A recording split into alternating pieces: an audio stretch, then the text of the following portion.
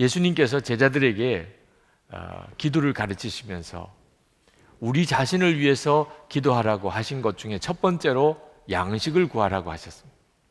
우리가 육신을 가지고 있으니까 먹어야 살잖아요. 양식을 구하라. 그리고는 바로 이어서 우리 죄를 사하여 주옵소서, 용서를 구하라고 하셨습니다. 양식과 용서는 같은 것입니다. 우리가 살아가는 데 있어서 필수적인 것. 양식이 없으면 내 육신이 죽듯이 용서가 없으면 내 영이 죽습니다. 그렇게 중요한 용서를 구하라. 하나님, 우리 죄를 사하여 주옵소서. 이렇게 기도하라고 하시는데, 근데 예수님께서 우리 죄를 사하여 달라고 기도하기 전에 전제를 붙이셨습니다. 우리가 우리에게 죄 지은 자를 사하여 준 것 같이 그렇게 우리 죄를 사하여 주옵소서, 이렇게 기도하라고 하셨습니다. 이 부분이 상당히 많은 사람들에게 걸림이 되고 있습니다. 어떤 분은 주기도문을 자기는 안 한대요. 왜 그런가? 이 부분 때문입니다. 내가 다른 사람의 죄를 사하여 준 것처럼 그렇게 내 죄를 사하여 달라. 자기는 그렇게 기도할 자신이 없다는. 어떤 분은 이 부분에 대해서 굉장히 화를 내는 분도 계십니다. 어떻게 그렇게 하라는 말이냐? 우리가 다른 사람을 용서해 줘야 하나님이 우리 죄를 용서해 주신다는 말이냐? 자기는 그렇게 할 수가 없다. 어떻게 다 용서하고 사느냐? 어떻게 모든 사람을 다 그렇게 용서할 수 있겠느냐는 충분히 이해가 됩니다. 우리가 살아보면 도무지 용서할 수 없는 그런 사람을 만날 때가 있습니다. 아마 지금 여기 계신 분 중에도 용서라는 이 말이 오히려 마음을 옥죄는 분도 있으실 겁니다. 도무지 용서가 안 되는 사람, 너무 상처를 받은 사람, 너무 괴로운 사람, 너무 미운 사람이 있는데 오늘 이 말씀을 들을 때 은혜가 되기보다는 가슴이 답답해지는 분이 있으실 거예요.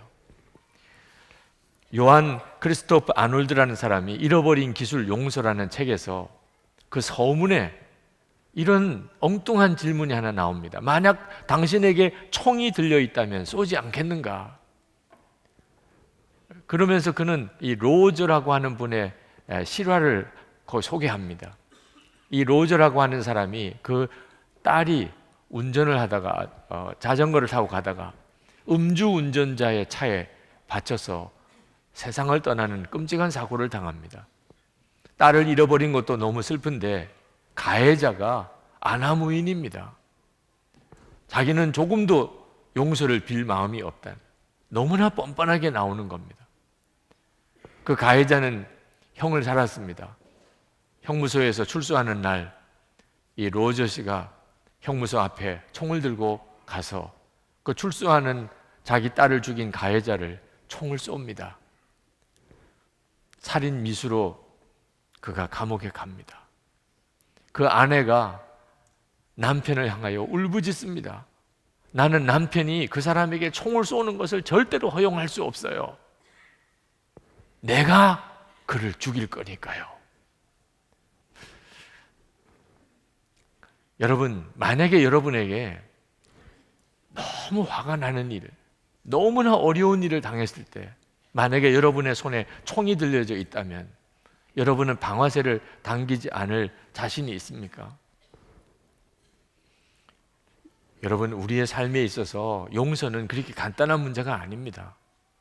그런데 우리가 하나님 앞에 용서를 받아야 되는데 우리가 다른 사람을 용서해 준 것 같이 그렇게 용서를 해달라고 기도를 어떻게 하겠냐 말입니다.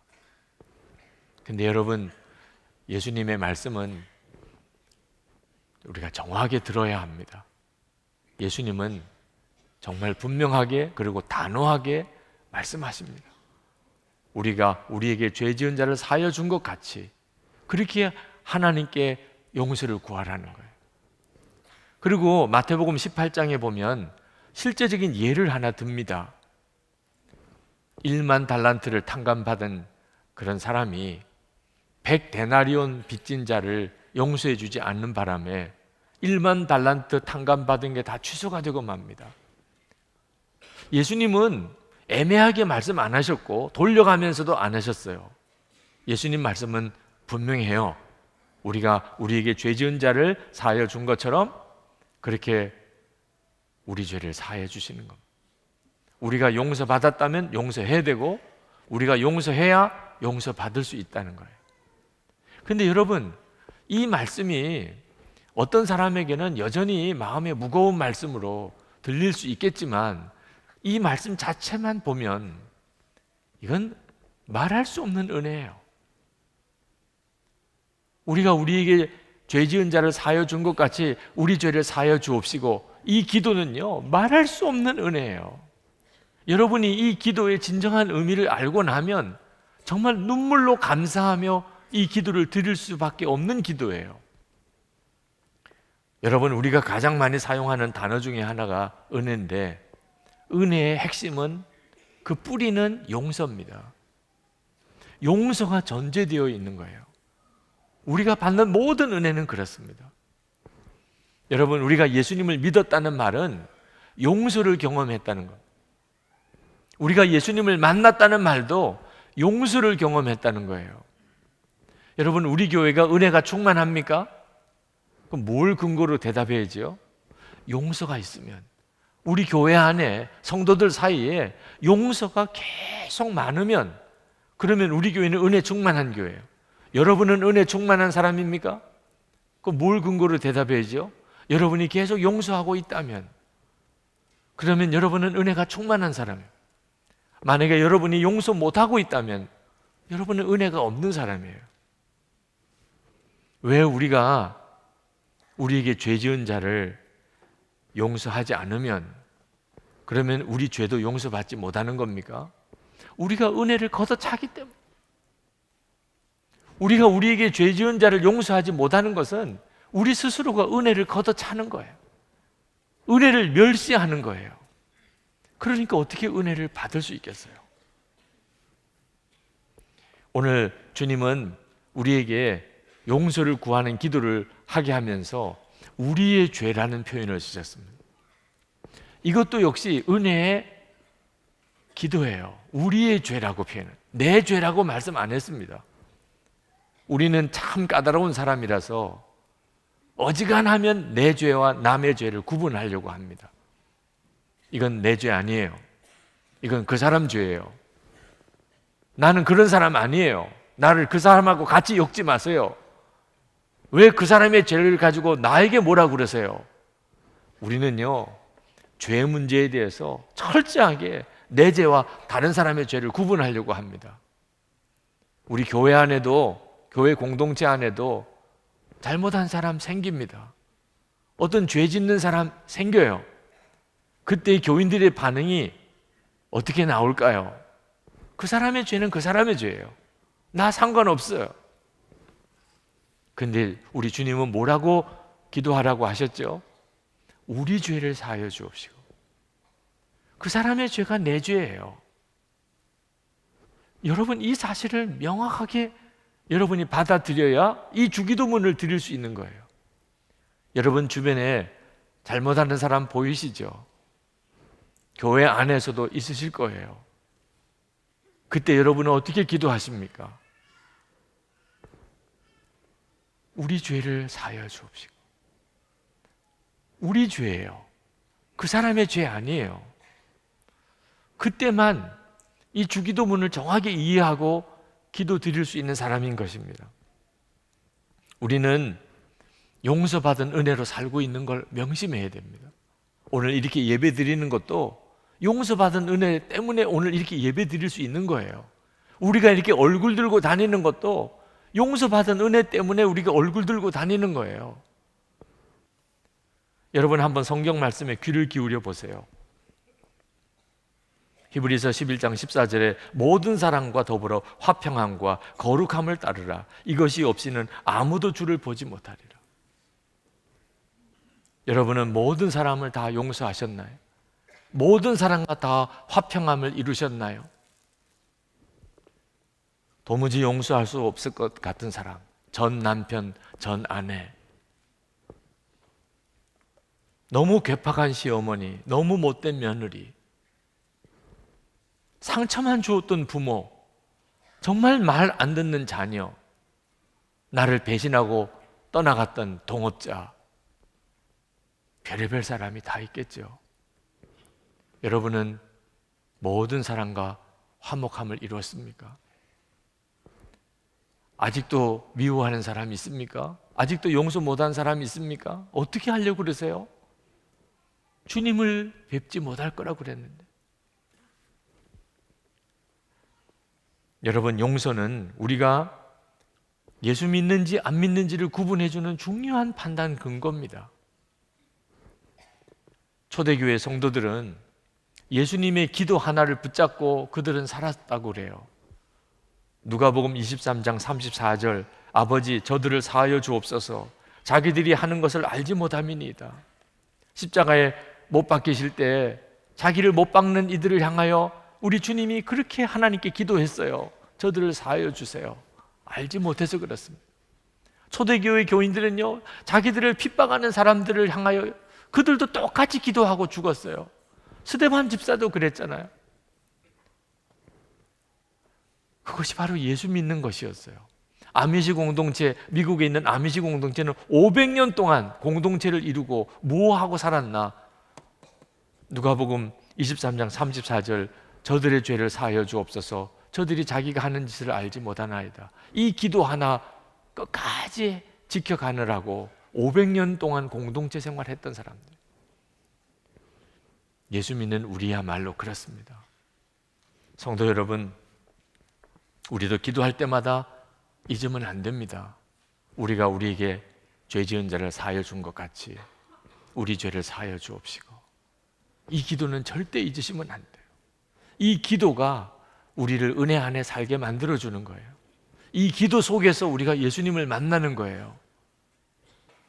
그래서 오늘 저는 이 사도신경의 이 신앙 고백이요, 죄를 사하여 주시는 것과 나는 죄를 사하여 주시는 것을 믿습니다, 이 부분을 좀 살펴보려고 하는데요. 첫 번째, 그게 뭐냐? 교회는요, 이 죄 용서와 죄책감의 문제를 해결해 주시는 통로라는 사실입니다.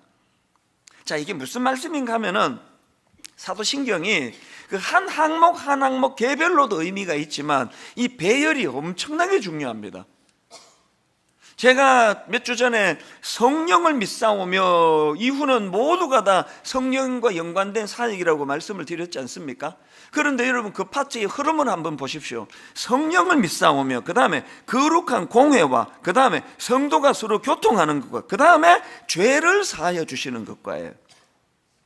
이게 뭘 의미합니까? 이 흐름이 성령님이 하시는 역사들 가운데에는 죄를 자각하게 만들고 그 죄 용서함에 대한 고백을 하게 만드시는 그런 능력이, 사역이 있다는 걸 여기다가 전제로 하는 거고요. 그리고 그 다음에 거룩한 공회, 이 교회라 그랬지 않습니까?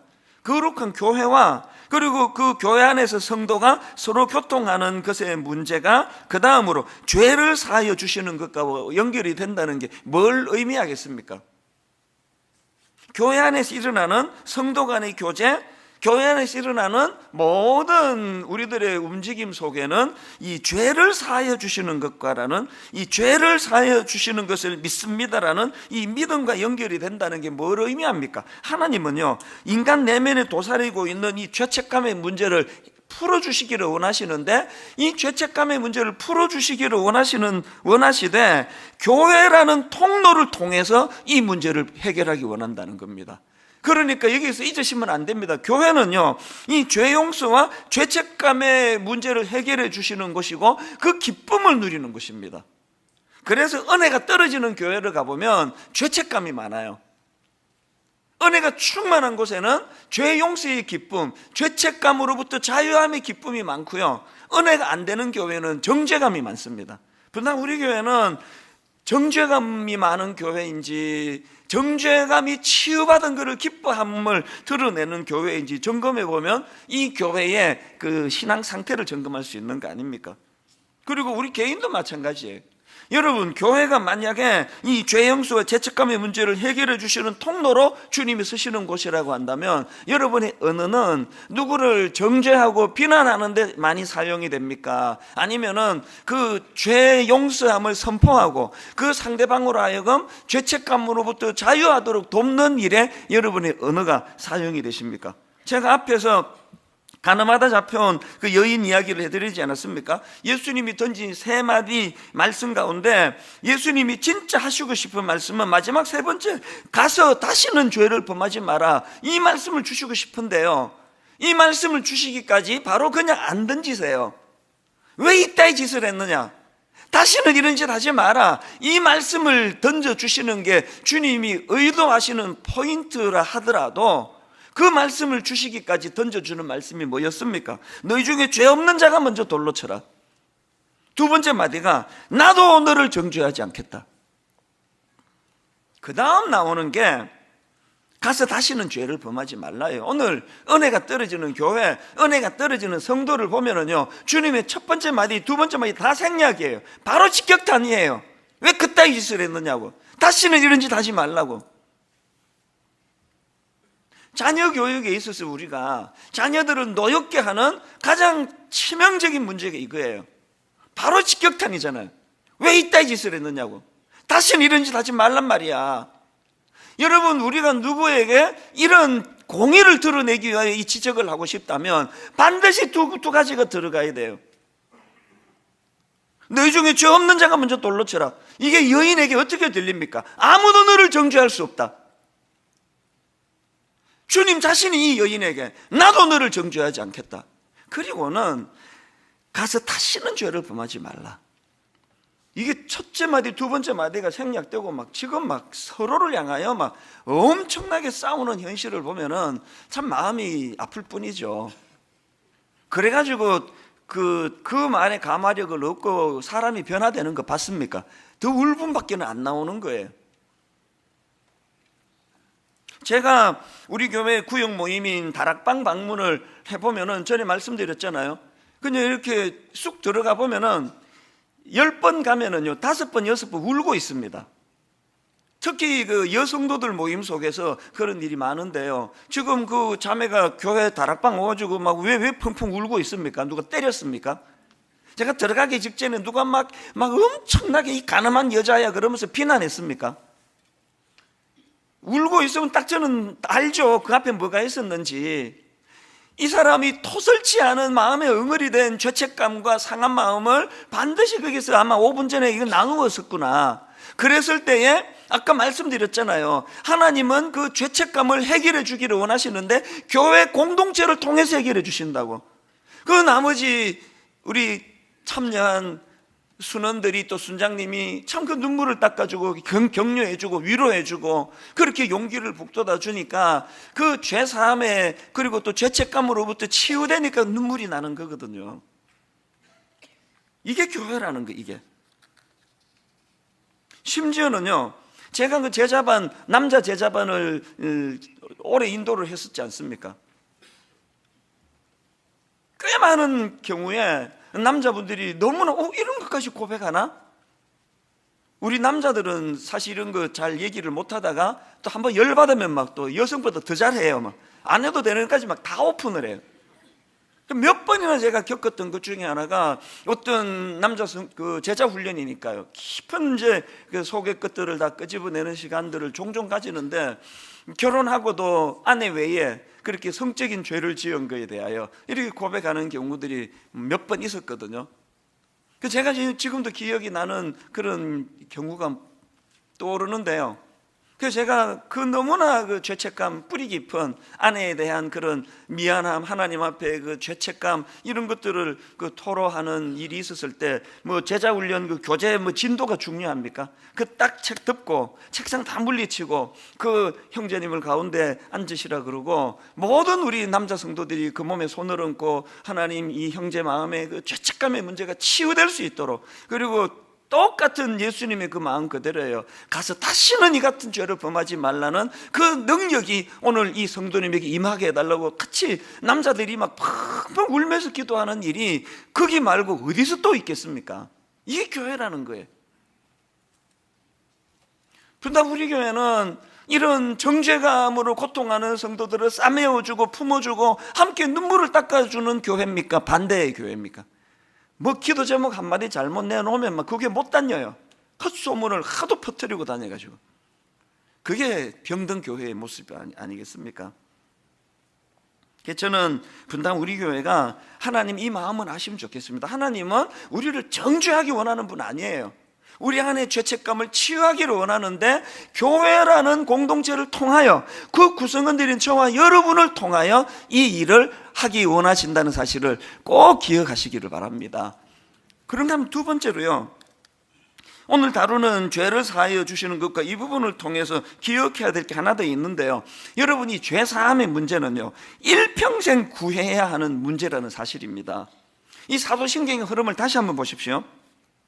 성령을 믿사오며 거룩한 공회와 그 다음에 성도가 서로 교통하는 것과 그 다음에 죄를 사하여 주시는 것과 그 다음에 몸이 다시 사는 것과 영원히 사는 것 믿사옵나이다. 자, 이거를 여러분 한번 가만히 분석해 보세요. 여기 지금 죄를 사하여 주시는 것을 끝으로 해가지고요, 그 다음 나오는 몸이 다시 사는 것과 그 다음에 영원히 사는 것 믿사옵나이다, 이거는 죽은 이후에 일어나는 일이에요. 이해가 되십니까? 그 죽은 이후에 일어나는 거잖아요. 몸이 다시 사는 것과 영원히 사는 것을 믿습니다. 그러니까 바로 그 앞에 나오는 죄를 사하여 주시는 것을 믿습니다라는 것은요, 이 땅에서 호흡이 닿는 맨 마지막까지 해야 되는 거라는 거예요. 이게 예수님의 그 주기도문에도 이 정신이 나오는데요. 자, 마태복음 6장 11절 오늘 본문 한번 보십시오. 우리가 우리에게 죄 지은 자를 사하여 준 것 같이 우리 죄를 사하여 주시옵고. 그런데 여러분 이 12절 바로 앞에 11절을 보세요.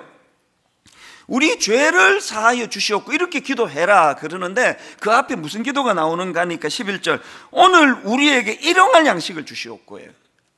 오늘 우리에게 일용할 양식을 주시옵고가 나오고 우리 죄를 사하여 주시옵고가 연결되는 게 뭘 의미하겠습니까? 일용할 양식, 매일매일 해야 되는 기도예요. 오늘 밥 먹고 한 달 뒤에 먹는 사람 없잖아요. 일용할 양식, 매일매일 구해야 되는 기도예요. 매일매일 구해야 되는 일용할 양식을 구하는 기도 다음에 매일매일 구해야 되는 게 죄 용서함의 문제라는 겁니다. 죽을 때까지 해야 된다는 거예요. 목사 됐으니까 안 해도 될 것 같죠? 더 많이 나와요. 더 많이. 더 영적으로 민감하기 때문에 숨 쉬는 게 하나님 앞에 회개해야 될 거리예요. 예전에는 내가 직접 그냥 엄난한 짓을 안 하기만 하면은 도덕적으로 뭐가 잘못됐냐고. 그런데 예수님의 기준은 뭡니까? 여자를 보고 이상한 생각만 품어도 그게 죄라 그러는데 이 목사로서의 그 예민함이 얼마나 기도할 제목이 많겠냐고요. 다른 사람 모두가 다 끝까지 구하는 그런 거 하나. 성도한테 그냥 충고한답시고 한마디 툭 던졌는데 얼굴 표정이 조금만 안 좋아도 그게 마음에 또 부담이 되는 게 목사거든요. 그러니까 하나님 앞에 일용할 양식을 구하듯이 하나님 오늘 내가 말로 죄를 지은 거, 마음으로 죄를 지은 거, 이 모든 것들을 언제까지? 죽을 때까지 해야 돼. 죽을 때까지. 이제 보름만 지나면 제가 목회를 시작한 게 딱 30년이에요. 30년. 교육전도사 때보다 설교도 요즘에 훨씬 더 자신이 없고요, 교육전도사 때보다 성도들을 대해서 상담하는 것도 훨씬 더 조심스러워요. 말 한마디가 조심스럽습니다. 행동 하나가 조심스럽습니다. 왜 그렇습니까? 이 사죄의 은총 더 이상 기억하지 않으신다는 그 은혜의 간격이 크면 클수록 내가 일평생 싸워야 될 내 죄악의 본성도 더 자각이 되거든요. 오늘 여러분 자신들을 점검하시고 우리가 일평생 싸워야 될 내 죄악의 본성, 그것 가지고 주님 앞에 실험하면은요, 누구가 이러니 누구가 저러니 상대방 돌아볼 겨를이 없습니다. 내 자신이 주님 앞에 살얼음판을 긋듯이 일평생 싸워야 할 내 죄악된 본성을 다스려 주시기 원합니다. 사도 바울의 위대함이 로마서 7장에서 바로 그런 고백 아닙니까? 사람들은 왜 죄인이라고 하는 말을 듣기도 싫어하고 표현하기도 싫어하는가? 요한복음 3장 20절에 보니까 그 이유를 이렇게 말씀하고 있는 거예요. 자, 봅시다. 시작. 악을 행하는 자마다 빛을 미워하여 빛으로 오지 아니하나니 이는 그 행위가 드러날까 함이요. 행위가 드러날까 하여 죄를 짓는 사람들이, 죄인들이 자기의 죄를 드러내지 않는다는 거예요. 죄를 드러내지 않고 죄가 극복되지 않으면 죄의 컴플렉스에서 벗어나지 못해요. 그래서 죄의 노예가 되는 거예요. 내가 죄인임을 인정하지 않고 내 죄를 드러나지 않는다면 우리들이 죄의 노예로밖에 살 수 없는데, 더 중요한 것은 이 죄의 문제가 해결되지 않으면 이 죄는 심판과 죽음이라고 하는 문제와 연결되어 있기 때문에, 죄의 문제를 심각하게 다루지 않으면 우리는 신앙생활을 하면서 복음의 능력, 십자가의 능력을 경험하지 못한다는 거예요. 우리가 오늘 우리의 죄를 하나님 앞에 내어놓지 않으면 저기 우리들이 바라보고 있는 십자가의 능력이 우리들과 아무 관계가 없다는 말씀이에요. 죄의 문제를 심각하게 우리들이 다루지 않으면 죄는 우리들의 삶에서 습성화가 되고, 죄가 우리들 가운데서 습성화가 되면 이 교회 안에서 교회가 가지고 있는 복음의 능력을 잃어버리게 되는 거예요. 죄에 대하여 가장 민감한 사람만이, 나는 죄인입니다 라고 나의 죄를 돌아다 볼 수 있는 사람만이 십자가의 능력을 체험하게 되죠. 몇 년 전입니다. 미국의 어떤 큰 교회에 문제가 생겼어요. 어떤 문제가 생겼냐면 그 교회 담임 목사님이 성도 간의 어떤 추문으로 인해서 그 목사님이 교회를 사임하게 되었어요. 그 목사님이 사임하면서 설교 시간에 이런 이야기를 했답니다. 공식적으로 교인들에게 자기의 잘못을 시인하면서, 하나님께서 나의 죄를 용서해 주셨는데 여러분도 나의 죄를 용서해야 합니다. 근데 그 말이 문제가 돼서 찬반 논란이 일어났어요. 하나님이 용서하셨습니다. 우리도 용서해야 합니다. 이 말은 절대로 틀린 말이 아닙니다. 그러나 죄를 지은 사람이 할 수 있는 말은 아니에요. 용서는 나 스스로 내가 용서받을 자격이 있습니다 라고 말할 때 그건 진짜 죄를 고백하는 것이 아니죠. 나는 용서받을 만한 자격이 없는 사람입니다. 하나님의 은혜가 저에게 필요합니다. 그리고 가슴을 치고 회개할 때, 그때 십자가의 능력이 우리들에게 임하는 것이지, 나는 용서받을 자격이 있습니다 라고 말을 하는데 어떻게 십자가의 능력이 우리 가운데 임할 수 있겠어요? 저도 여러분들과 똑같이 신앙생활을 하면서 제가 은혜를 받았던 때가 있어요. 은혜를 받으면서 많이 울었어요. 내 죄에 대한 통회함 때문에도 울었지만 내 죄에 하나님의 은혜가 임한 것 때문에 많이 울었어요. 하나님의 은혜가 이렇게 크구나. 사람들이 죄에 대한 심각성을 잃어버리는 경우들이 있는데 대개 이런 경우죠. 다른 사람도 다 그렇다는 거예요. 여러분, 우리로 하여금 죄에 대하여 무감각하게 만드는 것 중에 하나가 다른 사람도 그렇다는 거예요. 죄가 습성화가 되고 교회 안에 죄가 이렇게 만연되기 시작할 때 교회가 능력을 잃어버리는 것 중에 하나가 뭐냐면 우리들이 죄에 대하여 무감각해지는 거죠. 제가 아주 극단적인 예를 들어볼게요. 우리 교회 장로님 중에 어떤 분들이 있다고 합시다. 장로로서의 어떤 사역을 감당하고 잘 신앙생활을 하는데 한 번은 세상 친구들이 모여서, 야, 우리 옛날에 좀 먹던 대로 술 한잔 하자, 우리 먹으러 가자. 근데 장로님이 고민이 되는 거예요. 아니, 내가 장로로서 이거 가서 사람들 만나면 어떻게, 뭐 이렇게 고민하다가 하도 이렇게 권하니까, 그래, 그럼 한번 가봅시다. 그리고 술집에 딱 갔네. 그런데 중요한 건 저 구석에서 담임 목사님이 술을 먹고 있는 거야. 야, 그거를 보는 순간 이분의 마음이 편안해. 아이고, 편안해. 평안해. 내 마음 얼마나 평안한지 몰라. 그게 참 신기하죠. 죄가 우리를 평안하게 하는 경우가 뭐냐면 다른 사람도 그렇다는 거예요. 죄에 대해서 우리를 무감각하게 만드는 거예요. 그런데 성경은 우리들에게 아주 명백하게 이야기하고 있는데 죄의 기준은 다른 사람이 아니라는 거예요. 자, 로마서 12장 2절 말씀 같이 봅니다. 시작. 너희는 이 세대를 본받지 말고 오직 마음을 새롭게 함으로 변화를 받아 하나님의 선하시고 기뻐하시고 온전하신 뜻이 무엇인지 분별하도록 하라. 사도 바울이 뭐라고 편지를 써서, 너희는 이 세대를 본받지 마. 그리고 마음을 새롭게 하고 변화를 받아서 하나님이 선하시고 기뻐하시는 뜻이 무엇인지를 분별하도록 해. 이게 믿음이요 신앙이라는. 혹시 여기 앉은 여러분들 중에 나는 죄인이 아니다 라고 항변하는 분이 있을지 몰라요. 난 죄인 아닌 것 같아. 그렇다면 저는 둘 중에 하나라고 생각해요. 하나는 양심의 화인을 맞아서 양심이 강팍해져서 죄에 대하여 무감각해졌거나, 또 하나는 죄에 대한 지식이 부족하기 때문이죠. 저는 둘 중에 하나라고 생각해요. 성경이 우리들에게 너희는 죄인이다 라고 말을 했을 때 우리들에게 죄의식이 없다면 둘 중에 하나인 거예요. 양심의 화인을 맞았거나 죄에 대한 지식이 없거나.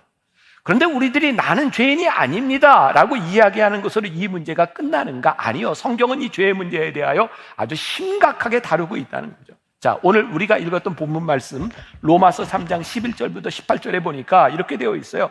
깨닫는 자도 없고 하나님을 찾는 자도 없고 다 치우쳐 함께 무익하게 되고 선을 행하는 자는 없나니 하나도 없도다.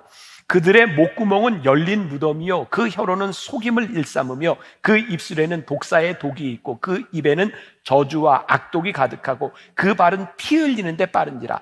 타멸과 고생이 그 길에 있어 평강의 길을 알지 못하였고 그들의 눈앞에 하나님을 두려워함이 없느니라 함과 같으니라. 그럼 지금 이야기하고 있는 이 사람들이 그렇게 정말 피 흘리면서 이런 죄를 지었다는 말일까요? 여러분 성경에 보니까요 우리들이 짓는 이런 겉으로 드러나는 이 자범죄뿐만 아니라 우리들 속에 있는 마음의 문제까지 하나님은 보고 계시다는 거예요. 창세기 6장 5절에 보니까 하나님께서 이 세상을 심판하셔야 되겠다고 생각한 이유가 여기 나와 있어요. 어떻게 해요?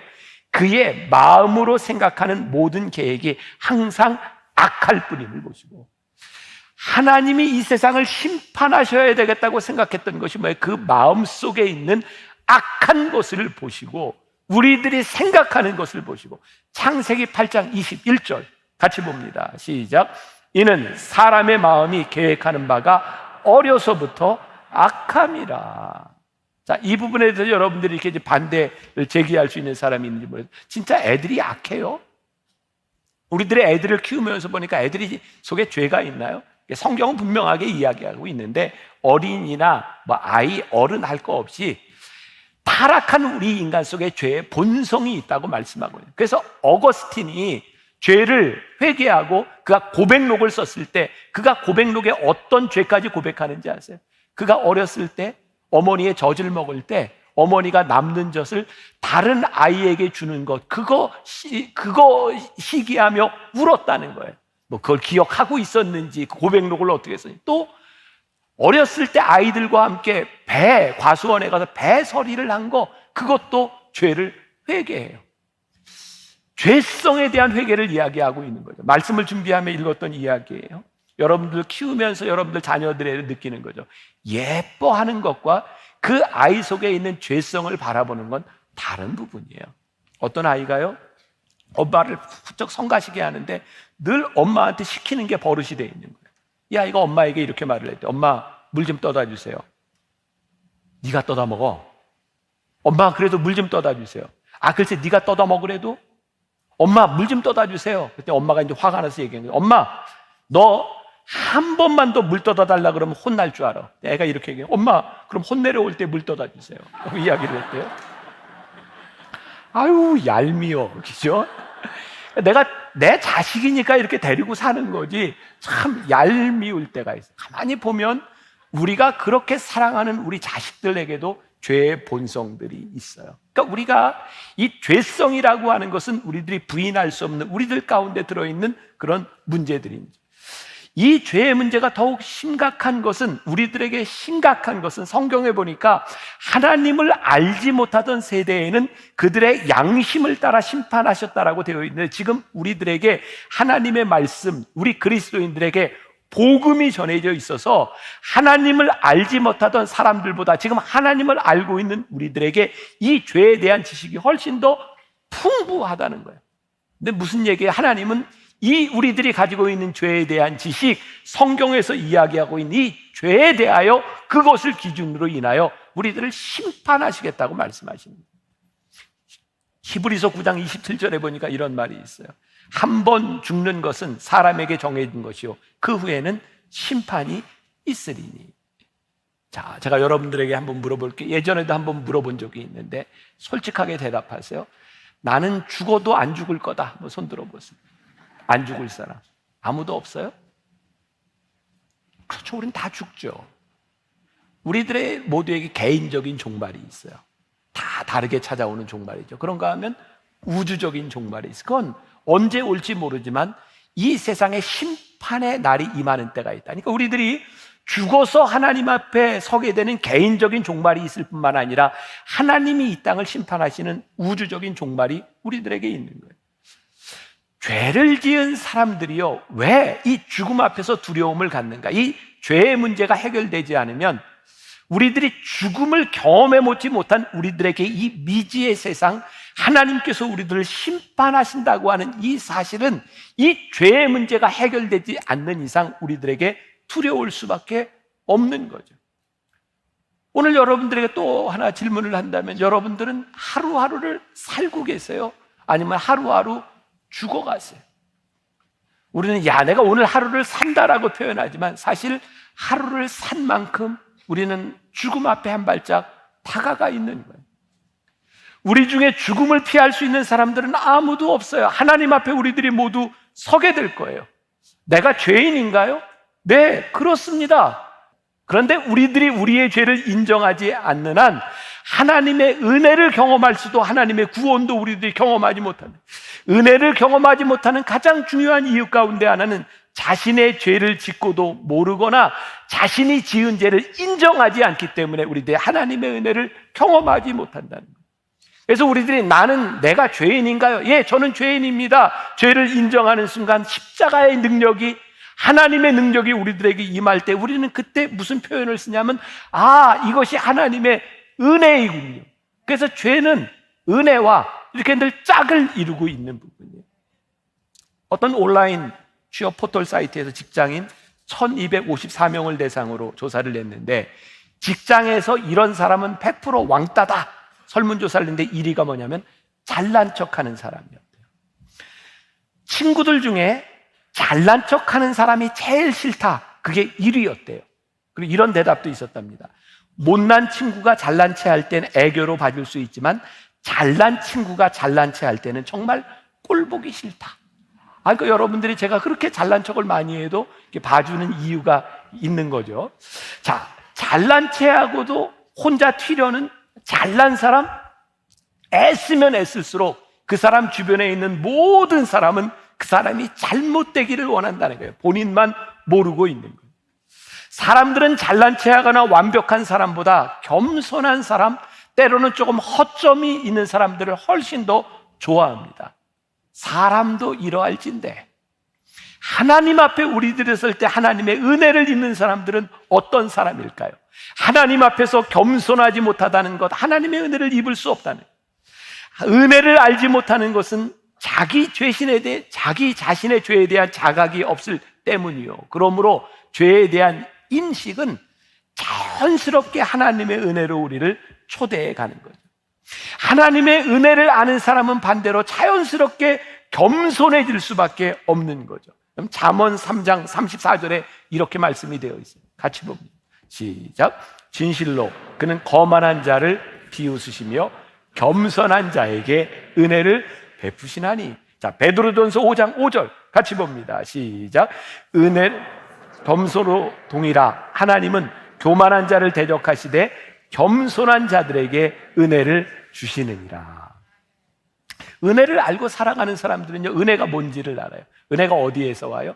하나님 앞에 우리들이 죄를 고백할 때, 내가 죄인입니다 라고 할 때 하나님의 은혜가 옴을 알아요. 그래서 사도 바울이 죄가 클수록 은혜가 크다고 하는 말이 이런 말이었구나. 그래서 은혜를 알고 있는 사람, 하나님 앞에서 굳이 단점을 감추려고 하지 않아요. 왜냐하면 하나님께서 그 단점을 감싸 안으신다는 것을 알기 때문이죠. 은혜를 알지 못하는 사람은 절대로 자기를 노출시키려고 하지 않아요. 자기의 죄를 드러내려고 하지 않아요. 자기의 약점이 드러나면 끝이라고 생각하죠. 그러고 보니까 하나님의 은혜가 충만한 사람들은 어떤 사람이에요? 나는 죄인입니다. 나는 부족한 사람입니다. 나는 하나님의 은혜를 입은 사람입니다 라고 고백하는 사람이죠. 우리의 허물이 크면 클수록 하나님의 은혜가 크다고 하는 것을 알기 때문에 나는 죄인임을 부끄러워하지 않습니다. 이 말을 잘 이해해야 되겠죠.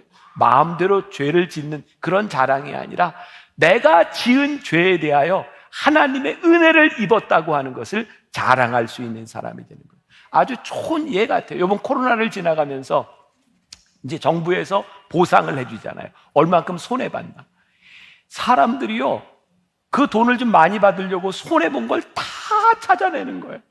나 이만큼 손해봤다고, 이만큼 손해봤다고. 왜? 이만큼 손해봐야 이만큼 보상을 받잖아. 너무너무 적절한 예화인 것 같아요. 하나님께서 우리들에게 은혜를 베풀어 주시겠다고 하셨을 때 그 은혜는 어디에 비례해요? 우리의 죄만큼. 그러니까 우리들이 의도적으로 죄를 짓는 것이 아니라 내 속에 있는 죄에 대하여 하나님, 나는 죄인입니다 라고 인정하는 것이 하나님의 은혜를 경험하고 살아갈 수 있는